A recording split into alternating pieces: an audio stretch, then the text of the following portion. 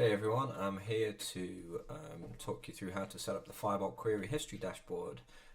So on our Help Center pages at Firebolt Help Center, help.firebolt.io, you can find the how to set up the Firebolt Query History dashboard in here, and I'll walk you through that in this video now. So in order to monitor query performance within Firebolt effectively, it's convenient to have that data made available via a dashboard.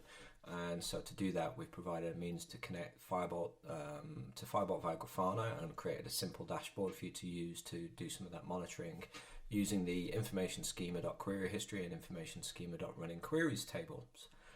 So the first thing that you need to do is to clone the Firebolt QH monitor repository. So that's this link here. I've already done that. I'm in the root of the directory over there, so you can kind of do that. And there's also on here a nice README as well, which contains a lot of the same information as you're going to see in the help article. So yeah, clone the repository, and then the next thing that we need to do is actually create a Grafana instance. So you may already have a Grafana instance that you can use, so you can skip this step if that's the case. But what you will need to do is to have the Grafana Infinity plugin installed. So that's available here on the link. You can run that as well in Docker to load that in. So what I'm actually going to do is I'm just going to grab this here and run that now to create a container called Grafana with the Infinity Data Source plugin installed. So that's going to go away and grab that image. Once that's done, the second thing that we need to do is create a service account with the appropriate permissions to create a data source and a dashboard, and generate a services account token so that we can interact with the Grafana instance via the API. So I'm going to do that now. So you can see here that my local host is currently not running, but if I go now that my container is running, I'll be able to log in. So the default for the login is admin and admin. If you're going to use this in production, obviously we strongly recommend changing that, not least because you'll be able to run queries against your Firebolt instance from this Grafana instance. So I'm going to log in, but I'm going to skip changing the password for now. And what I'll have now is an empty instance of Grafana. So if I look over here on the dashboards, there's no dashboards configured. If I look at data sources, there's no data sources configured, and so on. So the first thing that we need to do, as I say, is to create a service account. So if you go to the cog and then go to service accounts, you'll be able to create that service account here. So click the big blue button, give it some kind of meaningful name. So in this case, let's go Firebolt config will do, and then make sure that the role is has permissions to create a new data source and dashboard. So I'm going to give it admin for the moment. You might want to go for edited as you have things configured. I'm going to create admin on this. So that's created my service account. So the next thing that I need to do is create a service account token to allow me to interact with it programmatically. So I'm going to click this blue button over on the right here. I can give it a name, I can put this in a password store, all that kind of stuff. I'm not going to skip that for the moment. You can also have an expiration date on this, which might be useful for security purposes. But I'm going to generate that token and then copy that to the clipboard. And what I need to do now is if I go back to my information here, I need to set this as the Grafana API token environment variable. So I'm going to export that now over in my command terminal. So Grafana API token equals that value. Set that, so that's done now. And now I can close this off. So I'll never be able to get that token back again, but I've got it stored over here as my API token variable. So what you can then do, if you want to, you can create the data sources manually in Grafana if you wanted to, and create the dashboard manually. But to get you started, we've provided some Python scripts that will allow you to get going. So this is in the repository under the Grafana monitor data source config, and there's data source config.py and requirements in here that will import, will get any dependencies installed for you. So you can see here, this is the various functions. There's a few functions in there. We use typer as well, so you get command line help from that. So in order to interact with that, I need to install the requirements. I've already done that I'm running in a PyEnv that has all of that stuff already installed. But the important things that you then need to do is export some environment variables. So firstly, your Firebolt user and Firebolt password. So I've already done this. I'm not going to show you my password now, but I'll show you that my user is. Whoops! I'll do that completely wrong. Let's do it again and export it as my my email address, and then echo it rather than exporting it. You'll see that that's set. The same with my password is done. We've already done the Grafana API token, and what we need to do is export the Grafana base URL,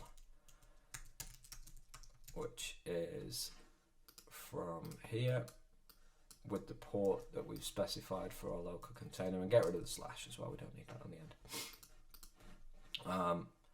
So we should now have all the environments variables ready to use. If you already have a Firebolt auth token and you're not using the username and password, you can pass that into the scripts via the Firebolt access token parameter. So in order to install and get a data source configured, we need to do a couple of things. So we need a name for the connection, and then we need authentication type. So we're going to be using the Firebolt API and using bearer tokens to do this. And what we have to do is get that bearer token, which will be automatically refreshed every 12 hours. So at some point you're going to need to set something up that refreshes that. Now we have a script that does that. You'd need to automate it in some way via a Lambda or however you want to do it. And then we also need the URL for the engine that are going to be running the query. So I'll grab that in a second.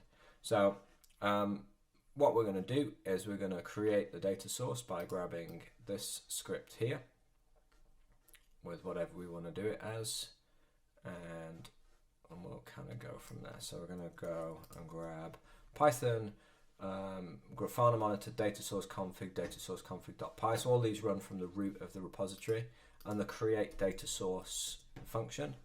We then need to give it some parameters. So we need to give it the data source a name. So there it says my Firebolt. I'm going to call it Firebolt data, and then maybe Firebolt demo. Let's be consistent. And then we need to give it the name of the database. So I have my demo database here. So I'm going to grab that name there and paste that in. We then also need to give it the engine name. So this can be retrieved from the Firebolt UI under engines by clicking this little button here. So that'll copy that to my clipboard, and I can paste that into my command. And then the final thing that I'm going to do is I'm actually going to pass in the is default flag. Now this is optional. You don't have to do this, and if you've already got Grafana configured, you probably won't want to set this as your default data source. However, if you don't set it as a default data source, it's worth noting that sometimes you'll need to manually go into Grafana and double-click save on that data source. It doesn't actually work through the API if you don't do that. So everything should be ready. So I'm going to hit return on my script, and that should now have configured my data source in Grafana for me. So if I go back to my data source here and refresh the page, we now can see that we've got our Firebolt demo connection. It's using the Infinity plugin.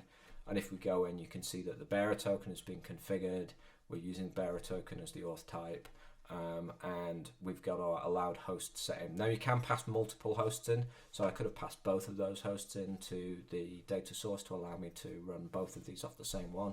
You'll need to make sure that if you do that, the bearer token and the login that you're using works on both data sources that you have configured at that point. So that should be our data source created. So there's then some information in the help page on refreshing that. So there is there's a function here that you can run to do that. And so that could be set up via a Lambda, via an event bridge, or in an Airflow DAG, or whatever kind of automation mechanism you want to do. And we'll show you that in a minute. And then the final thing that we need to do is create the dashboard itself. So in the repository under config, we've created a JSON file that has all of this dashboard created, and this script will go through and replace all of the meaningful information in there, such as the URL, to allow you to connect to it. So it should be fairly straightforward to set that up. So we're going to grab this command again, so it's the same script, and we'll go as far as create dashboard. But this time, in terms of the parameters that we need to give it, we've got a data source name, an engine endpoint, and then the optional dashboard name. If I don't give it that, it will provide it with a default of Firebolt Monitor. So the data source name needs to be exactly the same as what we gave it beforehand. So that in this case is Firebolt Demo. And then the engine endpoint needs to be the engine endpoint from before. So we'll grab that again and put that in. And I'm not going to bother giving it a dashboard name here. So I'm just going to run that. And that should now have created our dashboard within Grafana for us. So if I come over here and I look at the dashboards, you'll now see that we have this Firebolt Monitor dashboard created. And if we go in, you'll see that we start to get some results from here. So what I'll do now is on a separate page, I'm going to start running a few queries. And you should start to see what's happening. Oh, I need to set something up. So let's set up an auto refresh every 5 seconds on the dashboard. So this is going to run this dashboard every 5 seconds against my Firebolt instance. And then I'm going to start running some queries. You'll get to see what happens when we're running those queries and so on. I mean, some of the queries that I'm running are pretty fast, so I'm going to run something that's a little bit longer and see if we actually capture it in flight. This is the problem with Firebolt. It's so fast that we don't necessarily see them. So let's make something nice and large and run that. So what you'd see on the dashboard here is the number of running queries and the longest query duration. You'll get to see how much those queries are in flight. And then we also get to see some metrics like the number of queries run. CPU usage isn't actually working on this engine because it's an earlier version of the query history that we don't have that included. But you'll get to see query duration in here, the peak RAM usage, any errors. So you can see we're getting this error from CPU usage not being available. So this is actually running a query against it, along with the cache hit ratio of my queries from there. So that's pretty much it for this demo. Any questions, give us a shout or ask on the Help Center, and we'll be glad to set you up with that. So to find this, you'll go to help.firebolt.io, which will take you to the base the base page here, and then you can either look for how to set up Firebolt query history or search for how to set up Firebolt query history. And you should get no results found, so that's always useful. So yeah, search for that in there, and that'll have all the information that you need. Thanks very much.